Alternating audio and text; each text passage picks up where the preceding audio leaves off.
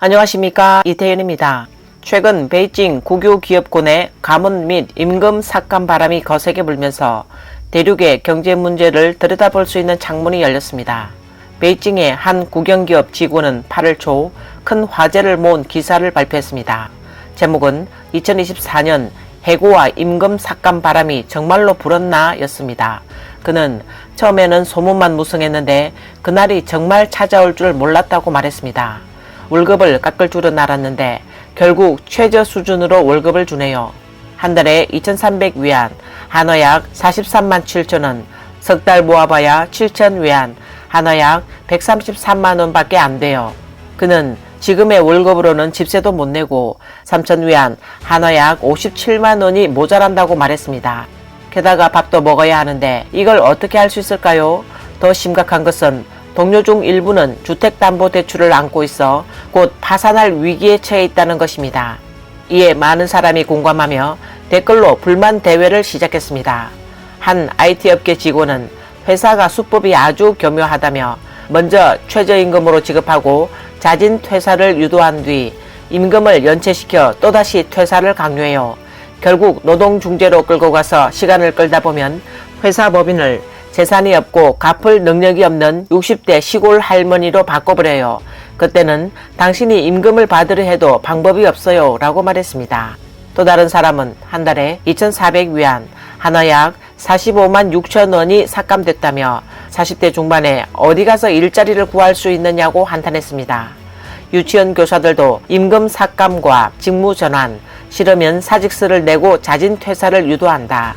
사직을 강요하는 위장된 형태로서 자진 퇴사로 보상금을 줄인다라고 말했고, 베이징의 호텔 직원들 역시 현재 받는 급여가 고작 3,700위안, 한화 약 70만 3천원, 관리자도 5,000위안, 한화 약 95만원이라고 토로했습니다.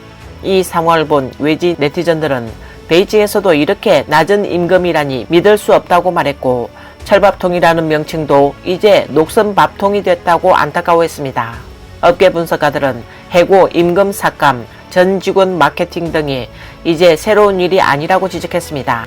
더 무서운 것은 이런 국영기업에서 직원의 월급이 대체로 3, 4천 위안, 한화 약 57만원에서 76만원에 불과하며 군 단위는 더 적다고 분석했습니다.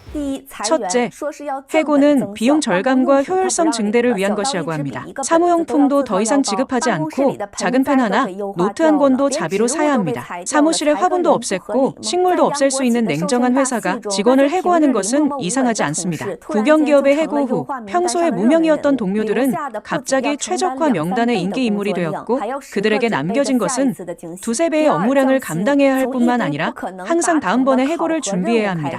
둘째, 회사는 임금 삭감은 달성할 수 없는 평가 과제에서 시작해 직원의 급여를 삭감할 방법을 찾고 있습니다. 만약 기업의 사업이 축소되고 있지만 수익이 늘어난다면 의심할 필요 없이 수익의 절반은 달성하지 못한 직원의 벌금에서 나오고 나머지 절반은 해고 보상금을 절감하여 나온 것입니다. 셋째, 전 직원 마케팅입니다.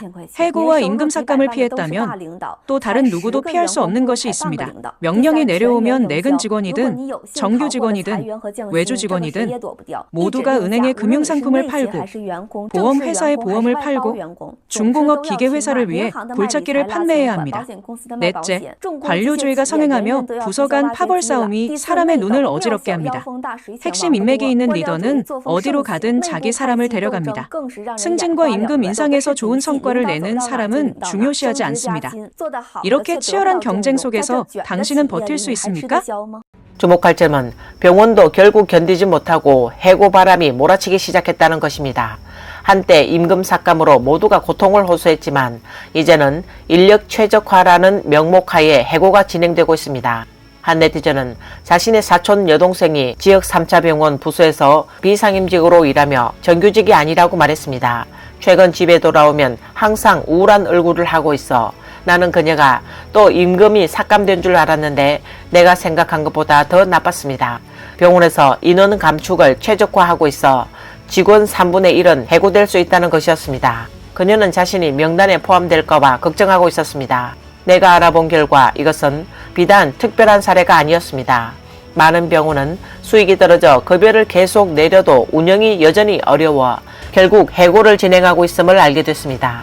이 얘기를 듣고 병원도 이젠 기업이랑 다를 게 없네요 라고 말하며 병원은 환자를 치료하는 곳으로 원래 일이 힘들고 수입이 많지 않던 곳이지만 이렇게 중요한 업종이 어떻게 이런 처지에 놓일 수 있는지 의문이 들었습니다. 나는 사촌 여동생에게 아직 젊고 부담이 없으니 걱정하지 말라고 위로했습니다. 하지만 미래는 불확실합니다. 결국 기업조차도 최적화에 참여하고 있으며 현지 국영기업은 불안정하고 정리해고가 표준이 됐습니다. 이런 생각이 들면 마음이 더 우울해지고 또 올림픽 경기에도 흥미가 없어졌습니다. 동료들이 자녀 교육비를 이야기할 때마다 나도 한숨만 나옵니다. 앞으로 아이가 생기면 가난하게 키울 수밖에 없을 것 같습니다. 운동을 시킬 수밖에 없는데 결국 아이의 미래는 아이의 노력에 달린 셈입니다. 또 다른 블로그는 해고의 바람이 이제 막 시작됐다고 지적했습니다.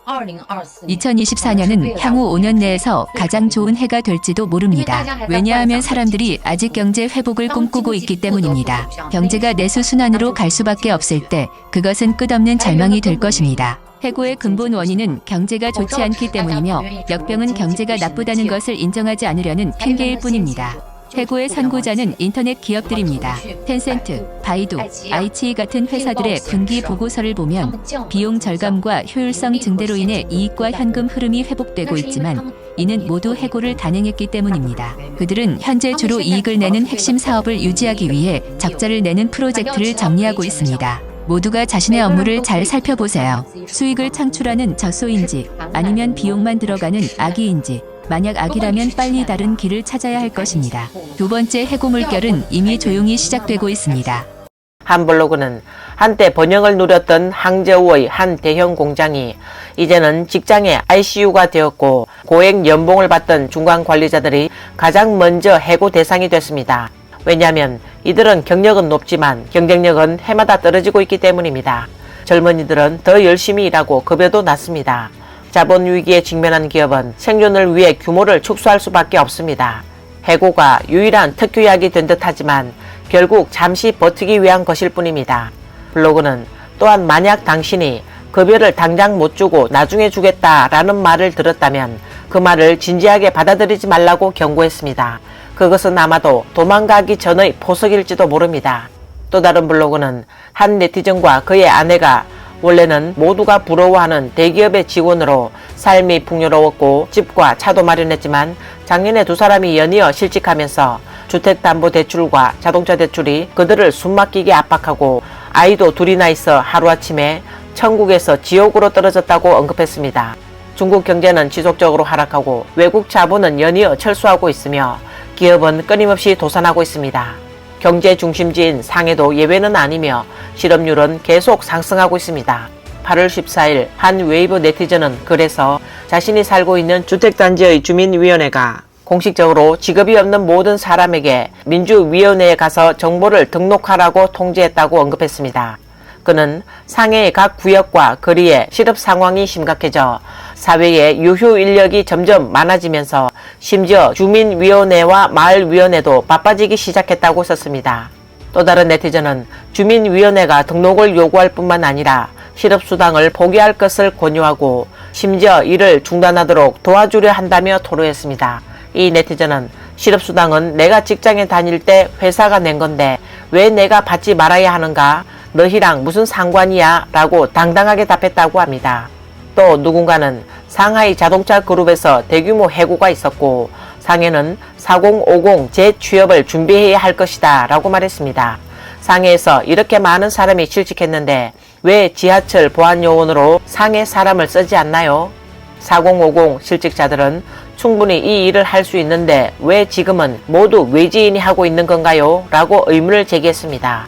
중국 법에 따르면 실업보험금은 사회보험의 중요한 구성 요소이며 재직 중인 직원이 일할 때 납부하고 실업 후에만 받을 수 있습니다. 이는 실업수당이 실업자가 마땅히 받아야 할 보장이라는 것을 의미합니다. 하지만 현재 경제 환경에서는 이 제도도 그리 안정적이지 않아 보입니다. 공식적으로는 여전히 실업 수치를 감추고 있지만 소셜미디어에는 해고를 당하고 실직하고 일자리를 찾지 못하는 사례가 비일비재합니다.